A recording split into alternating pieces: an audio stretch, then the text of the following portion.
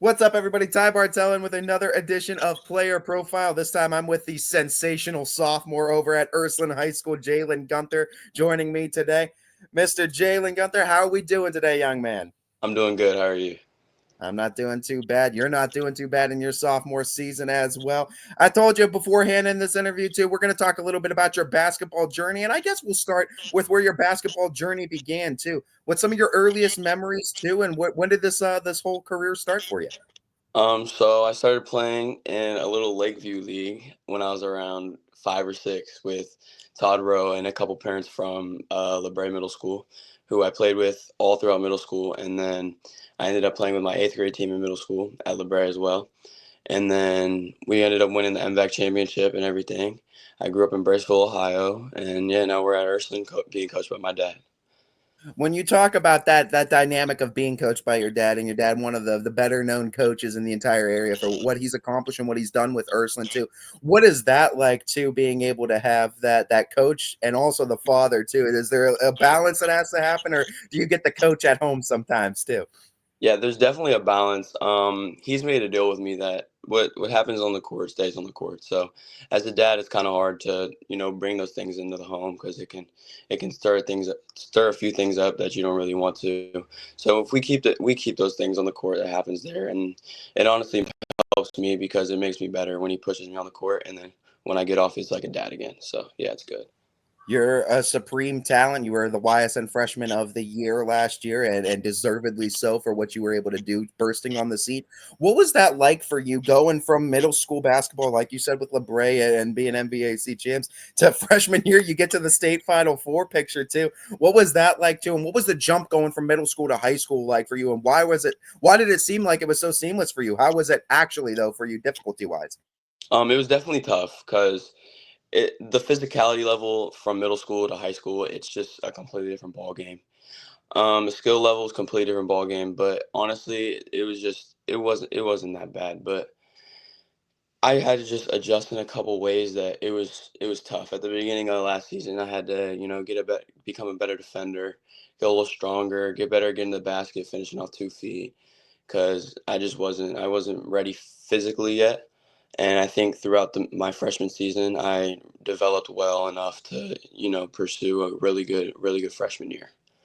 I talked with Marcel Finkley from Fitch the other day, and he kind of gave me a breakdown and a plan of how he planned to get better each and every season and things he focused on. From going from freshman year and how well you played last year in multiple areas to this year, you talked about finishing off at 2 feet. What were some other things, though, you were looking at really improving in your game going into this year to level up yourself as a player? Playing with a lot of pace. Last year, I found myself getting sped up by a lot of like hardcore defenses, and I feel like if I play with my pace and don't let people speed me up, that I feel like I can get to wherever I want to get. I can find my teammates. They'll knock down shots. Yeah, and it'll just make the game a lot easier for me if I just play at my own pace without getting sped up. And talk about this season that you guys have had so far. Another great one in URSULINE history, another winning season. You guys, I'm sure, are geared up and primed for the playoffs. What has it been like, though, playing with this team once again this year? I know you've returned a decent bit of guys from that last year's team. How hungry is this group of guys to make another deep tournament run? Man, it's crazy how hungry we are. We come to practice every day. We work hard. Last year was a heartbreaker. So we've been thinking about it all season. We want to get back down to Dayton, and we don't just want to get there. We want to win it this year. So yeah, we've been working hard for that. When you talk about some of your favorite memories so far in the sport of basketball, whether it's the high school scene, middle school scene, what are some that come to mind for you? Definitely Dayton last year. Going down there with my teammates, not just the basketball part, but the team bonding, going out to eat, and then waking up the next morning, going to play some basketball. It was great. Yeah, my whole freshman year, it was just one big memory that I just loved and loved my teammates, all of that. Middle school, yeah, I scored 1,000 points in middle school. That was a big accomplishment. But yeah, it's been a long journey so far. Yeah. Fair to say that the 1,000 point goal is well in your mind for high school as well, though. Yeah. When you talk about what you've been able to do, and I mean, I just got to see you most recently, and I told you after that game against Hoban too, like you are the real deal, man. And I truly believe that, and what you've been able to do as a player and how you've already been able to progress as a sophomore too. When you talk about some things now, you talked about what you did get better at, what things you worked on. What are the next steps now? What are the things? I mean, obviously you got a tournament to get through, and that's going to be prime focus. But what are the things you're looking to continue to get better at in the sport of basketball and look to improve on as you go into junior year and your upperclassmen seasons? Definitely the strength side and the defensive side. Once you get to college, I want to be able to step in and play right away. So some of the guys in college are, their point guards are 6'3", 220. So you got to be able to get to their strength level to come in and play right away on the defensive side and the offensive side. You got the skill, but you also got the swagger too. I think you got some of the best hair in the entire YSN network too. Talk to me too. How much time goes into looking good, to feel good, and play good on the court? Yeah, it's definitely a big deal. It was a lot to hassle, as you guys could tell. I got my haircut a little bit ago. It was a lot longer, but yeah, I definitely needed that. But before it was a little crazy. It was getting in my eyes. I had to wear a big headband. I couldn't see anything. Do you miss the long locks every once in a while? Do you wish you had them Nah, back, or do you like the new look? I like the new look. It was getting a little out of hand, man. Would you talk about with a basketball team, you need supreme chemistry to be able to have that kind of skill that you guys see with the Ursuline Irish to be able to get wins, to churn out wins against tough teams too. What is the importance? I mean, obviously, practice on the court is going to build that chemistry, but what are some ways you guys are building chemistry and bonding as a team off the court too that you feel like help this Ursuline team?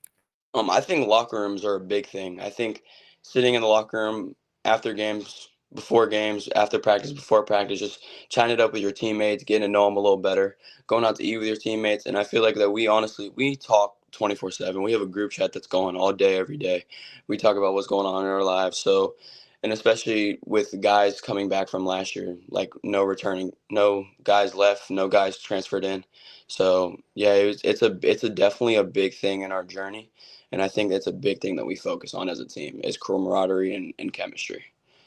I think one of the special things about you is that your love for the sport, I think, runs deeper than most too, and I think that's why you get to see some of the success you do. Also, just being gifted too talently also helps with that, of course. But when you talk about just getting kids involved in basketball, and you've been involved in since a young age too, I don't expect you to have all the answers to this question. Let me preface it with that though. But just talking about getting kids involved at younger ages in the sport of basketball, there's so many distractions, so many different things that kids can get involved in too, extracurriculars at younger ages too. What do you Mhm. think it should be the goal of some of the coaches in the younger youth levels too, to get kids interested and keep them interested in basketball so that we can have bigger feeder programs into the high school levels? Honestly, I think it's a big thing because some of these schools in Youngstown, I mean, they're not in the greatest areas, and if you can get them into these extracurricular activities, it keeps them out of trouble. And honestly, they have something to just go and have fun. They can make friends on a basketball team, and if they enjoy it, they can play it all through high school. And it's a great the high school basketball experience is like no other. It's an incredible experience that I get to experience myself. Playing high school basketball is just incredible. When you talk about that experience too, a lot of people equate basketball to life lessons, and you can Yeah. take a lot out of the sport and relate it to your actual real life scenarios. What are some lessons you've taken from the sport in your time playing it that you've been able to draw into your actual life? There's gonna be some tough times. You're gonna go through droughts in life. You're gonna go through some of them hardships. But if you persevere and you keep pushing, there's always gonna be a bump in the road. But once you get over, you're gonna be on an uphill slope. So if you just keep pushing through, persevering, it'll all work out. You talked about the academic side too, and taking that serious. And I know how high of a pedestal Ursuline High School puts their academic level. How much do you have to put into the classroom too? Talk to me about the time management, the balance of being and excelling on the court as well as the classroom. Academics is definitely the most important thing. Ursuline is a big college preparatory high school. So yeah, we're studying day in, day out in class, out of class. Our teachers are staying on us, our coaches are staying on us about our grades because they just want to prepare us for the next level, and they know how hard college is, and yeah, they just push us in the classroom as well as out of the classroom. I mean, you're a sophomore, man, so I get it. I understand, and I know that there's going to be days where the schoolwork's up there. You got practice every day or every other day. You're always working on your craft. There's going to be days where it's like, I don't want to do this, man. I don't want to do this. How do you stay disciplined and fight through all that and keep doing what you need to do? I just try and look at the big picture knowing what I got to do to get to the next level, because these colleges aren't just they're not accepting a 2.0 with being the best player in Northeast Ohio. So if you keep your grades up and you can play basketball, you can play pretty much anywhere, and there's not something to look at being like, oh, I don't know if we can take him or not. So I think if I keep my grades up, then everything it'll work out. Yeah, give him no doubt, right? Give him no Yep. doubt. What are some teachers at Ursuline that have had an impact on you that you've enjoyed too and have been able to touch you in some way? My freshman math teacher, Ms. Dugan, I loved her. Gym teacher, Coach Reardon, me and him talk all the time. Athletic director, John DeSantis, me and him are pretty close. Yeah, but those are just a couple of them from last year. I don't want to leave any names Yeah, out. look, you got to give love to everyone. Yeah, Shout out all the teachers, right? No yeah, doubt.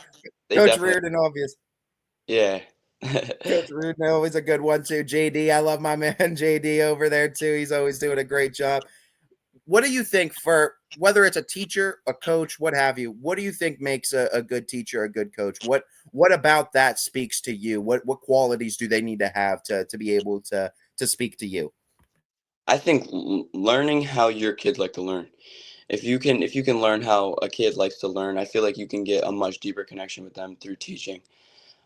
Just like figuring out how they learn, the way they want to learn, what makes it fun for them. I think those are a lot of things that are very, very important when it comes to teaching a kid.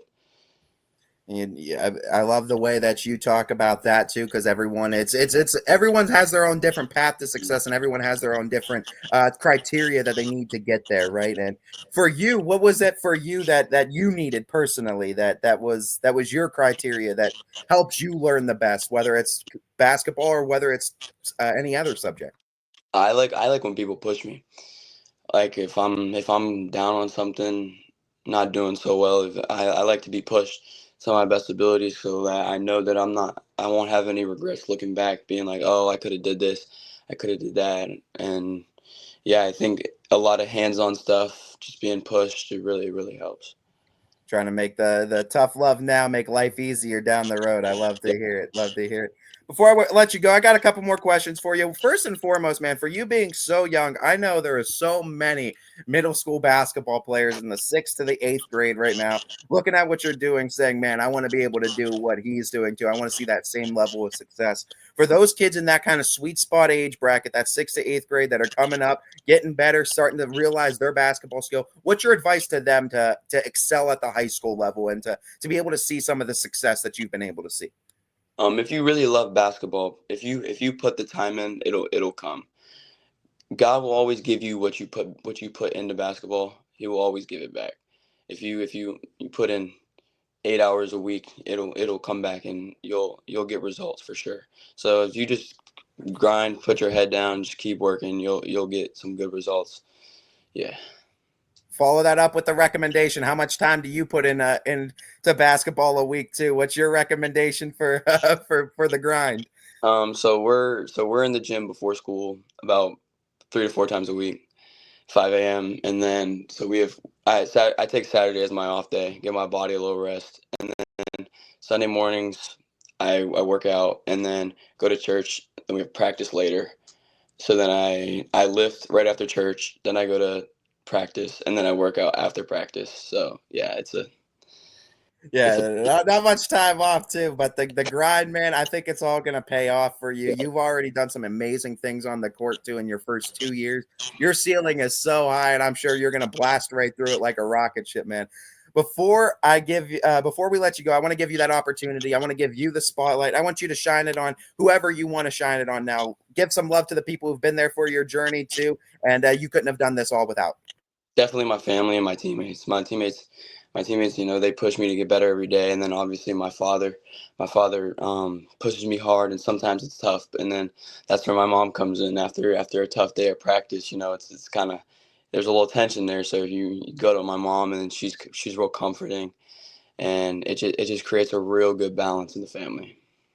You got to have that father's toughness and that mother's love too to fill out that balance, that yin and the yang, right? Yeah. Jalen, I'm so excited for what you're going to be able to do as a player and with Ursuline High School. I'm excited to see what this team is able to do come tournament times because I know you guys are never an easy out, and I know you guys have your sights set on getting back down to Dayton. We wish you the best of luck for that, and I also wish you the best of luck in your basketball career and just seeing how you're going to continue to grow. Thank you.